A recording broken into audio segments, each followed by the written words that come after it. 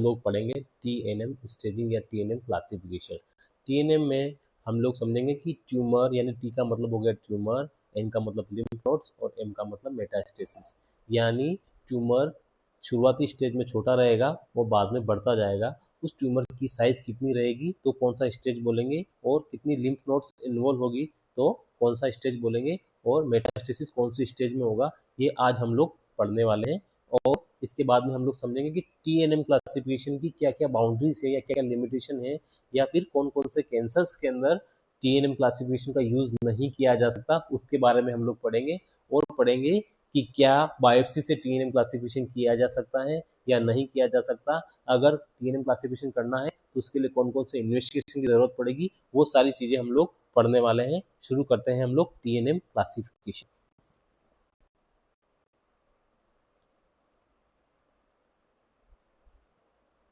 सबसे पहले टर्मिनोलॉजी लिया टी का मतलब होता है ट्यूमर, ठीक है। ट्यूमर, जो भी ट्यूमर या गिठान होती है उसकी साइज के अकॉर्डिंग हम लोग TNM क्लासिफिकेशन करते हैं। तो इसमें कुछ टर्मिनोलॉजी आती है। एक तो आता है TX का मतलब होता है कि ऐसा ट्यूमर जिसको हम लोग मेज़र नहीं कर सकते या मेज़र करना असंभव है या बहुत मुश्किल है, तो उसको क्या बोलेंगे हम लोग, TX, यानी कांट बी असेस, यानी इसका असेसमेंट ही नहीं हो सकता जिस ट्यूमर का, उसको बोल देंगे TX, ठीक है। और एक और आता है TIS। TIS है क्या चीज, तो आज हम लोग इसको क्लियर कर लेते हैं। TIS है क्या चीज। TIS का मतलब होता है कार्सिनोमा इन सीटू। क्या है इसका,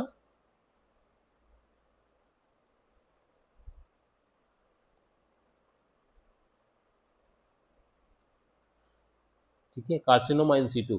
कार्सिनोमा इन सीटू कई बार एग्जामिनर क्या करता है, कंफ्यूज करने के लिए TIS लिख देता है। उसका मतलब होता है कार्सिनोमा इन सीटू। और कार्सिनोमा इन सीटू का मतलब हमने पिछली वाली क्लास में पढ़ा था कि कोई भी कैंसर जो है वो उसकी शुरुआती स्टेज में है और वो उसकी बेसमेंट मेम्ब्रेन को क्रॉस नहीं कर पा रहा है, उसको क्या बोलेंगे हम लोग, कार्सिनोमा इन सीटू, यानी उसमें बेसमेंट मेम्ब्रेन इंटेक्ट रहती है, ठीक है। इसके बाद में हम लोग अब जो है क्या क्या आती है, एक तो आता है T0 आता है, एक आता है T1, एक आता है T2, एक आता है T3 और एक आता है T4, ठीक है। टी का मतलब तो हमें पता है ट्यूमर है, तो T0 का मतलब नो ट्यूमर, यानी कोई ट्यूमर नहीं है, कोई भी ट्यूमर नहीं यानी ट्यूमर अब्सेंट है, ठीक है। और T1 में क्या हो जाएगा, अब कैंसर शुरू होना स्टार्ट हो गया है, तो उसमें क्या होगा, कैंसर पैदा हो गया है तो उसमें क्या होगा, शुरुआती स्टेज में कैंसर की जो साइज रहेगी वो 1 सेंटीमीटर से छोटी हो जाएगी, मतलब 1 सेंटीमीटर छोटी रहेगी जब शुरुआत है तब। फिर क्या होगा, T2 में कैंसर की साइज जो है वो, ट्यूमर की साइज हो जाएगी 2 सेंटीमीटर से कम, ठीक है। और T3 में क्या होगा, ट्यूमर की साइज जो है वो 3 सेंटीमीटर से 5 सेंटीमीटर तक हो जाएगी, ठीक है। यानी यहाँ पे क्या हो रहा है, कैंसर की साइज बढ़ती जा रही है।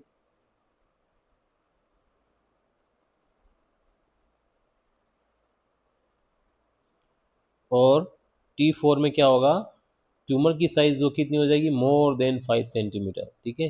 अब मोर देन 5 सेंटीमीटर का मतलब हो गया कि 5 सेंटीमीटर से ज़्यादा हो जाएगी, 5 नहीं होगी, 5 तो हमने T3 में ले लिया, T3 में 3 से लाकर 5 सेंटीमीटर तक सारी चीज़ें जो है वो जितने भी ट्यूमर की साइज होगी वो किस में आएगी, T3 में आएगी। लेकिन यहाँ पे 5 सेंटीमीटर से ज़्यादा का मतलब है कि 5.1 सेंटीमीटर, 5.2 सेंटीमीटर, 5.5 सेंटीमीटर या 10 सेंटीमीटर या 50 सेंटीमीटर, जितना भी 5 सेंटीमीटर से ज़्यादा होगा वो क्या कहलाएगा, T4। इसमें 5 सेंटीमीटर को इंक्लूड नहीं किया है, इसका मतलब हो गया more than 5 centimetre but not 5 centimetre, ठीक है।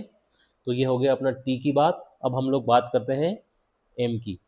एम की बात करने से पहले हम लोग इसको समझ लेते हैं एक बार और, कि हमने पढ़ा T1 का मतलब है कि कैंसर 1 सेंटीमीटर से छोटा है, यानी कैंसर की यहाँ पे शुरुआत हो चुकी है। और T4 का मतलब कैंसर 5 सेंटीमीटर से बड़ा है, यानी कैंसर एडवांस स्टेज में पहुंच चुका है, यानी T4 में कैंसर का एडवांसमेंट हो गया है, ठीक है। अब हम लोग बात कर रहे हैं लिम्फ नोड्स की, यानी एन की। क्या बात कर रहे हैं, एन की। एन बोले तो लिम्फ नोड,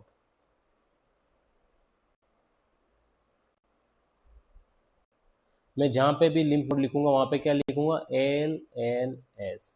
उस LNS को आपको समझना है, ये लिम्फ नोड्स हैं, ठीक है।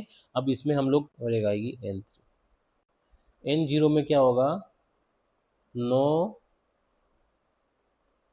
Lymph nodes involvement.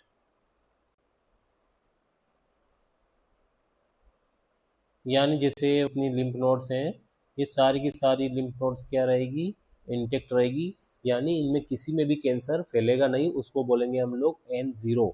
N1 में क्या होगा, सिंगल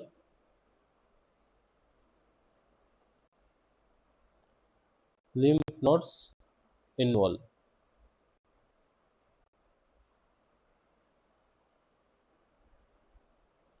इसमें क्या होगा, एक सिंगल लिम्फ नोड जो है वो इन्वॉल्व हो जाएगी। जैसे मान लिया जाए डायग्राम है,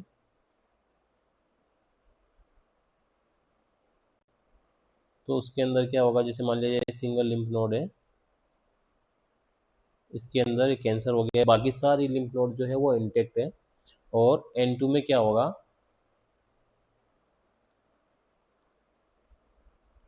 टू और मोर बट नॉट होल।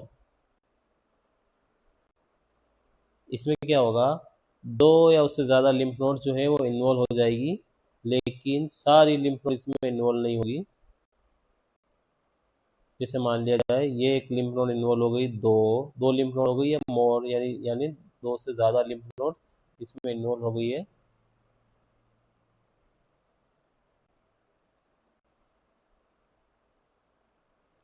लेकिन कुछ लिम्फ नोड इसमें अभी भी बची हुई है, तो इसको क्या बोल दिया हमने, N2। और N3 में क्या होगा, इसमें होगा होल लिम्फ नोड इन्वॉल्वमेंट।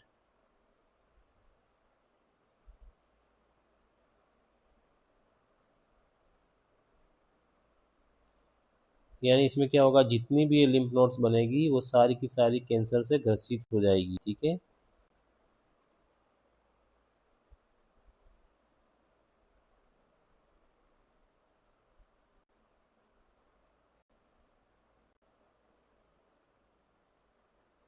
ठीक है, तो हमने क्या पढ़ा, lymph nodes involvement. Lymph node involvement हमने देखा कि N0 में एक भी लिम्फ नोड इन्वॉल्व नहीं है, सारी लिम्फ नोड इंटेक्ट है। और फिर उसके बाद में हमने पढ़ा N1 में क्या हो रहा है कि सारी लिम्फ नोड तो इंटेक्ट है, लेकिन सिंगल लिम्फ नोड यानी एक लिम्फ नोड में इन्वॉल्व हो चुकी है। और N2 में हमने पढ़ा कि दो या उससे ज्यादा लिम्फ नोड इन्वॉल्व हो चुकी है, लेकिन फिर उसके बाद भी कुछ लिम्फ नोड्स बची हुई है, यानी कुछ लिम्फ नोड फिर भी इंटेक्ट है। और N3 में हमने पढ़ा कि जितनी भी लिम्फ नोड्स है सारी कैंसर से ग्रसित हो गई है, यानी उन सब में कैंसर फैल चुका है, उसको हमने क्या बोला, N3। अब इसके बाद में हम लोग शुरू करते हैं एम बोले तो मेटास्टेसिस। एक तो आता है M0 और एक आता है M1। M0 में क्या है, नो मेटास्टेसिस,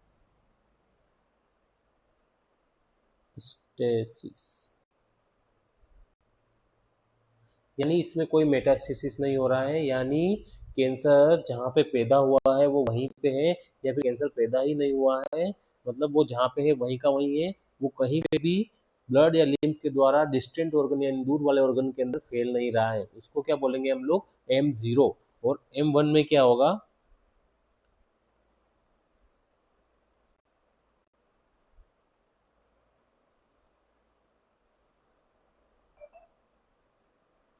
इसमें क्या होगा, मेटास्टेसिस हो जाएगा, यानी कैंसर जहाँ पे पैदा हुआ है वहाँ से निकल करके ब्लड और लिम्फ के माध्यम से ट्रैवल करके और किसी और ऑर्गन या डिस्टेंट ऑर्गन यानी दूर वाले ऑर्गन्स के अंदर फैल जाएगा, उसको हम लोग बोलेंगे M1, ठीक है। मेटास्टेसिस में बस दो ही स्टेज है, M0 और M1। अब इन सारी जितनी भी हमने TNM पढ़ा है उन सबको हम लोग मर्ज करके स्टेजिंग बनाएंगे। क्या आती हैं, तो स्टेज फर्स्ट, स्टेज सेकेंड और स्टेज थर्ड और स्टेज फोर्थ, चार स्टेज आती हैं, और एक आती है स्टेज जीरो, ठीक है। तो स्टेज जीरो में हम लोग TN और M, TNM में क्या होगा, T भी जीरो हो जाएगा, लिम्फ नोड भी जीरो और M भी जीरो, यानी ना तो ट्यूमर बना है ना लिम्फ नोड्स में कोई इन्वॉल्वमेंट हुआ है, ना मेटास्टेसिस हुआ है, यानी इस स्टेज को बोलेंगे स्टेज 0। और अब क्या होगा, स्टेज 1 में कैंसर पैदा हो जाएगा, यानी ट्यूमर की साइज 1 सेंटीमीटर से छोटी हो जाएगी, लेकिन वो अभी कैंसर शुरुआती स्टेज में, इसलिए किसी लिम्फ नोड में कोई इन्वॉल्वमेंट नहीं होगा, और जब इन्वॉल्वमेंट भी नहीं होगा तो मेटास्टेसिस भी नहीं होगा, यानी कैंसर शुरुआती स्टेज में बस ट्यूमर की साइज 1 सेंटीमीटर होगी, बाकी कुछ भी नहीं होगा। और T2 में क्या होगा, सॉरी स्टेज 2 में क्या होगा, ट्यूमर की साइज 2 सेंटीमीटर हो जाएगी, और लिम्फ नोड जो है वो एक लिम्फ नोड इन्वॉल्व हो जाएगा, लेकिन अभी भी मेटास्टेसिस नहीं होगा, यानी कैंसर थोड़ा फैला है, थोड़ा बड़ा है, लेकिन अभी वो लिम्फ नोड के अंदर गया है सिंगल, बाकी बॉडी में कहीं पे भी मेटास्टेसिस नहीं हुआ है। अब स्टेज 3 में क्या होगा, ट्यूमर की साइज जो रहेगी वो कितनी, 3 से लगा करके 5 सेंटीमीटर हो जाएगी। लिम्फ नोड जो रहेंगे वो 2 या उससे ज़्यादा इन्वॉल्व हो जाएंगे, लेकिन सारे लिम्फ नोड अभी भी इन्वॉल्व नहीं होंगे, और इसमें भी मेटास्टेसिस नहीं होगा, यानी अभी भी कैंसर इसमें भी फैलेगा नहीं, यानी बॉडी में कहीं पे भी डिस्टेंट ऑर्गन में फैलेगा नहीं। ठीक है, इसको बोलेंगे स्टेज 3। और स्टेज 4 में क्या होगा, ट्यूमर की साइज 5 सेंटीमीटर से भी ज़्यादा बड़ी, 50 सेंटीमीटर, 60 सेंटीमीटर जितनी भी बहुत बड़ी हो जाएगी, लेकिन लिम्फ नोड जो है वो सारे इन्वॉल्व हो जाएंगे, जितने भी लिम्फ नोड्स हैं वो सारे इन्वॉल्व हो जाएंगे, और मेटास्टेसिस भी हो जाएगा इसमें, यानी M1। तो स्टेज 4 जो है वो बहुत डेंजर है स्टेज 1 के मुकाबले, क्योंकि स्टेज 1 में क्या हो रहा है, एक छोटा सा ट्यूमर बना है 1 सेंटीमीटर से भी छोटा, और कोई लिम्फ नोड इन्वॉल्व नहीं है, कोई मेटास्टेसिस नहीं हुआ, यानी स्टेज 1 को अच्छे से क्योर किया जा सकता है, और स्टेज 4 को क्योर करना बहुत मुश्किल है। ठीक है, अब हमने TNM क्लासिफिकेशन अच्छे से पढ़ लिया, उसमें स्टेजिंग हमने अच्छे से पढ़ लिया। अब बारी आती है कि क्या TNM स्टेजिंग को पता करने के लिए हम बायोप्सी का इस्तेमाल कर सकते हैं? जी नहीं, बायोप्सी का इस्तेमाल इसलिए नहीं कर सकते हैं क्योंकि बायोप्सी छोटा सा टुकड़ा लेने से उसके अंदर सेल्स के बारे में पता लग सकते हैं, लेकिन ट्यूमर कितना बड़ा है, कितनी बड़ी साइज है, कितने लिम्फ नोड इन्वॉल्व हुए हैं, कहाँ कहाँ मेटास्टेसिस हुआ है, उनका पता लगाने के लिए हमें क्या करना पड़ेगा, हमें CT, MRI और पेट स्कैन करना पड़ेगा, जिसके माध्यम से हम लोग देख पाएंगे कि ट्यूमर की साइज, कितने लिम्फ नोड इन्वॉल्व और मेटास्टेसिस हुआ या नहीं हुआ।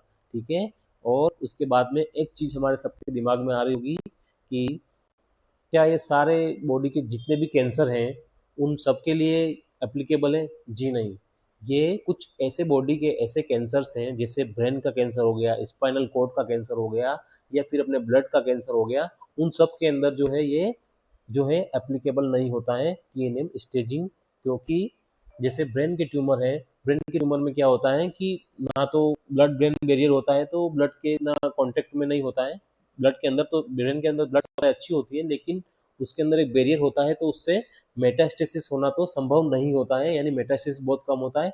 और ब्रेन और स्पाइनल कॉर्ड जो है वो एलिम्फेटिक ऑर्गन है, यानी उनके अंदर लिम्फ सप्लाई बहुत कम है या फिर नहीं है, तो उससे क्या होता है कि वो लिम्फ वेसल्स के अंदर फैलेगा नहीं, तो जब लिम्फ वेसल्स के अंदर फैलेगा नहीं तो हम लिम्फ नोड्स कितनी इन्वॉल्व हुई, क्या हुई, वो कैसे पता करेंगे?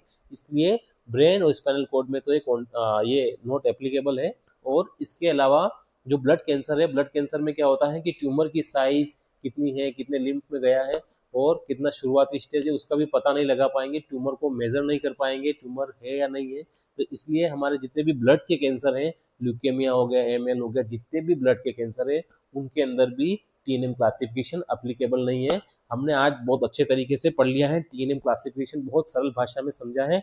ऐसे ही सरल भाषा में हमारे ऑन्को के टॉपिक्स और मेडिकल के जितने भी टॉपिक्स हैं उनको समझने के लिए हमारे चैनल को लाइक, शेयर और सब्सक्राइब ज़रूर करें। Thank you.